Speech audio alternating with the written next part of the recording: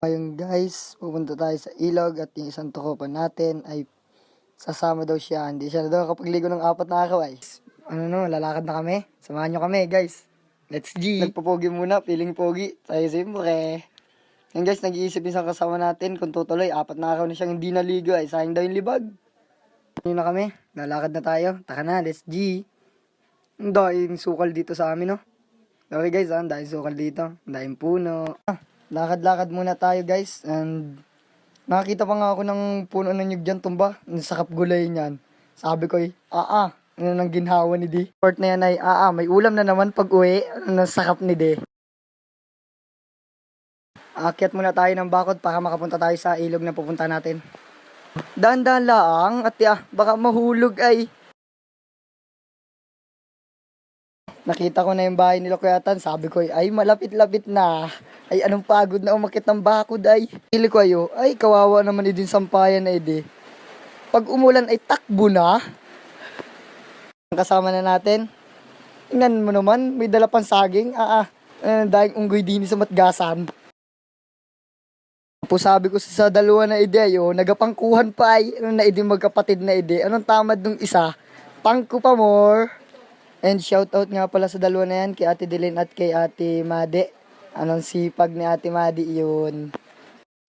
Ayan guys, yung liliguan natin anong babaw pa naman guys. Tulungin man lang ninyo kami din dalawa kaming gapalalim ni Di. Kaya sabi ng isang kasama ko dyan, anong umay ni Di Adam. Yan guys, pakiyot muna tayo. Ano na yan? Anong mukha mo? Yan guys, yung liliguan natin na malalim Ang ganda niyan. Ang daing hipon dyan. Manima na lang ata kami din Ayan guys, sisilipin muna natin malaking puno na yan. Malay mo, daing hipon.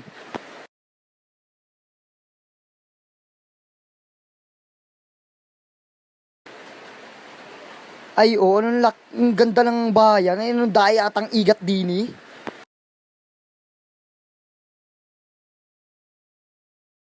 Ayan nakakita pa tayo ng tubo. Dahil ng talian, butas ay nagasirit.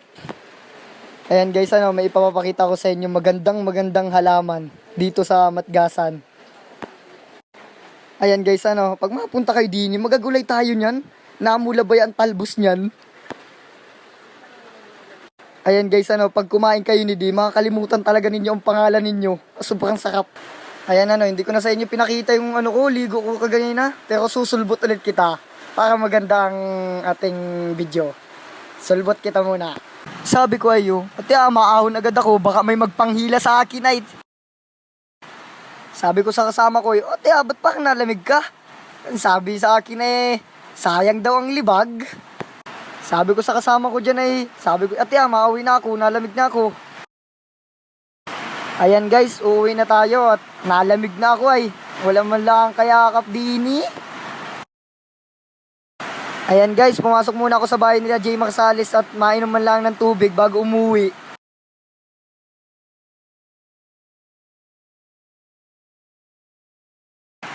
Ayan guys, mauwi na ako niyan na tete Ba't parang nagadilim-dilim ang ilaya? Baka bumahay, mahirap tumawid.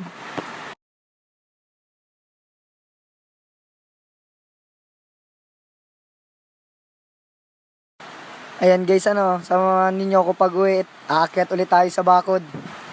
Dito nga pala magtatapos ang video. Thank you sa inyo lahat.